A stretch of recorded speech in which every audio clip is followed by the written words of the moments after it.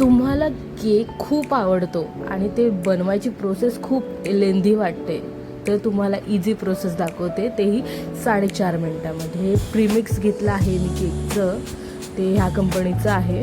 आणि 3 मीडियम साईजची अंडी घेतली आहे आणि तेल घेतलं आहे 125 ml आणि पाणी घेतलं आहे 250 ml पाणी घेतलं आहे. आणि हे प्रीमिक्स मी आपल्या एक भांड्यामध्ये काढून घेतलं आहे आणि मग ते आधी चांगलं चेक करून घेतलं काही त्यात गुठळ्या वगैरे आहेत का. आणि मग त्यामध्ये मी आपली 3 अंडी फोडून टाकली आणि मग त्यामध्ये तेल टाकलं 125 ml आणि ते सगळं नीट मिक्स करून घेतलं चांगल्या प्रकारे. हे बघा असं.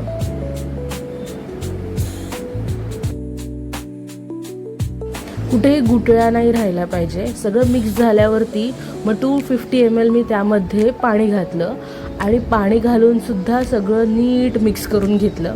तुम्ही पाहू शकता बॅटर खूप छान झालं आहे. जास्त घट्ट पण नाही आणि जास्तही पातळ नाही, रिबिन कन्सिस्टन्सी आली पाहिजे त्याला. आणि एक साईडला आप्पे पात्र प्रीहीट करून घेतलं 5 मिनटं आणि त्याला चांगलं ग्रीस करून घेतलं आपल्या तेलाने.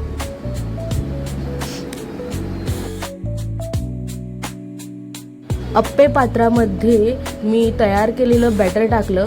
ते 1/4च भरा. मी थोडं जरा जास्त भरलं आहे. जास्त भरल्यामुळे ना केक प्रॉपर बाहेर पूर्ण फुलून येतो आणि थोडंसं कच्चं राहतं, त्यामुळे 1/4 भरा.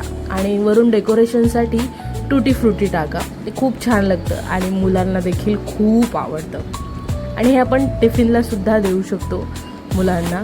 आणि एक लक्षात ठेवा, नवीन बॅच तयार करण्या अगोदर टिश्यू पेपरने अप्पे पात्र क्लीन करून घ्या. आणि हे अप्पे पात्रामध्ये मी झाकण ठेवून फक्त 4.5 मिनटं वाफवून घेतलं आहे. तुम्ही पाहू शकता एकदम मस्त असे फुलून आले आहेत. आणि स्टिकने चेक करून बघायचं, टूथपिकने, त्याला बिलकुल चिटकले नाही पाहिजे, म्हणजे समजून जायचं आपले केक रेडी आहेत.